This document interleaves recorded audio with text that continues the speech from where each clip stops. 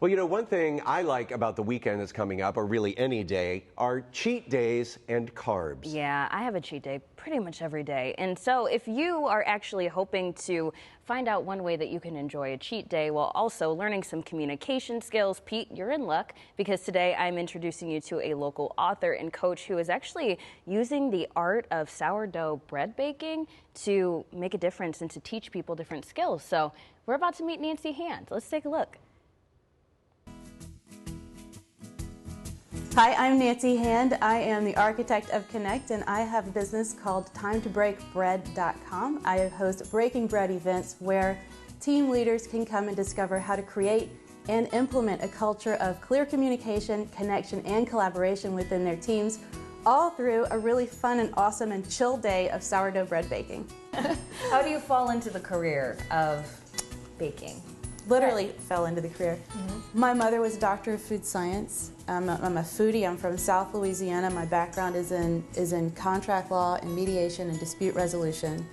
And I've been teaching connection and communication since 2006. And in 2012, a good friend of mine brought me dough burrow. he's like, here's a starter. I'm like, okay. He's like, figure it out. I'm like, all right. And I needed a way to just relax and chill, and so I started taking this more seriously, and I started doing outreach.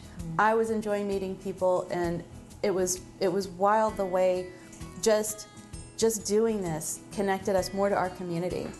And so during COVID, while I learned the skills that I'm using now to do these live events, I was selling some bread out the back door, and I had so many people come and tell me that coming to pick up the bread was like the highlight of their day. Not just to pick up the bread, but to have a minute and maybe meet a neighbor on the sidewalk. The more I leaned into the spirit of friendship and approaching people with kindness, it just all sort of started coming together.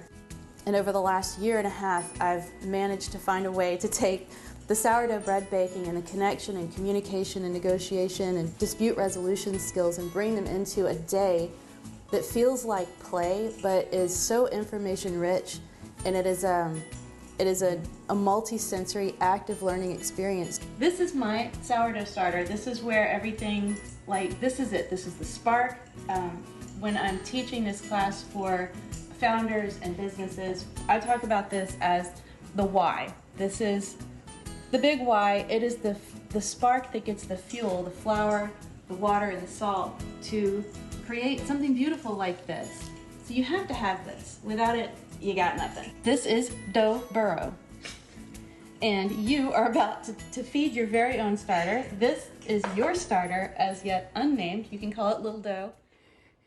Little dough burrow. Dough Pretty burrow. Nice. All right, so I mean, the process to make this bread Is lengthy. pretty lengthy here. Yes, when she teaches classes, they're about 3 hours from start to finish. And even when we were recording, it was 26 minutes. And so we had to condense it a little bit for TV, but I still wanted to walk you through the process to show you how it all comes together. So here we go. Lots of time lapses. Get ready here. All right, let's take a look at this here. So this is the sped up process. It is. So this is feeding the starter. Mine is called Little Dough, like you said, Little Dough. And I actually have this at home still. I haven't baked it just yet, so you'll be getting some fresh bread next week. Nice. And I believe this process right here is called lamination, after I get it out of the bowl, of course. It's a lot of stretching, and this is fun because this is definitely a team building activity here, because you can't pull it too much or the dough will rip, right? So it's all about kind of finding that balance. What I loved is that as we were going through this process, Nancy did a really good job of just relating this to life, right? Yeah. It's like how you have to stretch and you have to be adaptable to make things happen. And having that conversation while you're going through this exactly. is really cool. So if you sign up for one of her workshops, you're actually getting that in real time, and it's really good to do this with the team too. Yeah. It'd even be fun for us to do for CINCY Lifestyles. Look at that, and the way that you just kind of like roll it up and everything. It was so fun to play with when it was done too. What was your biggest takeaway from this whole thing in meeting with her? I would just have to say the way that bread baking can bring people together. It's something I would have never thought about before.